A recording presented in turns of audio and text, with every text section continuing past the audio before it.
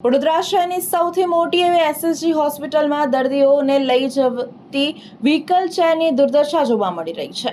વડોદરા શહેર અને મધ્ય ગુજરાતની સૌથી મોટી એવી એસએસજી હોસ્પિટલમાં હજારો લોકો રોજ સારવાર માટે આવતા હોય છે, ત્યારે દર્દીઓ અને તેમના પરિવારજનોની સુવિધા માટે હોસ્પિટલ દ્વારા વ્હીલચેરની વ્યવસ્થા કરવામાં આવે છે। જો કે આજે ઇમરજન્સી સારવાર વિભાગ બહાર મૂકવામાં આવેલી કેટલીક વ્હીલચેરની હાલત અત્યંત ખરાબ જોવા મળી। વ્હીલચેરના પૈડા તૂટેલા, સીટોમાં પણ ક્ષતિગ્રસ્ત અને જર્જરિત અવસ્થામાં જોવા મળી।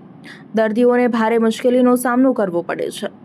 હોસ્પિટલમાં આવતા વૃદ્ધો, વિકલાંગો તેમજ ગંભીર હાલતમાં આવતા દર્દીઓ માટે વ્હીલચેર મહત્વની સુવિધા ગણાય છે, પરંતુ તેની જ યોગ્ય જાળવણી ન થતા હોય તેવા દ્રશ્યો ઉપસી આવે છે। આ પરિસ્થિતિ જોઈને એવું લાગે છે કે દર્દીઓની મૂળભૂત સુવિધાઓ પ્રત્યે હોસ્પિટલ તંત્ર પૂરતું ધ્યાન આપી રહ્યું નથી। કરોડો રૂપિયાના ખર્ચે ચાલતી રાજ્યની અગ્રણી હોસ્પિટલમાં આવી બેદરકારી અનેક પ્રશ્નો ઊભા કરે છે।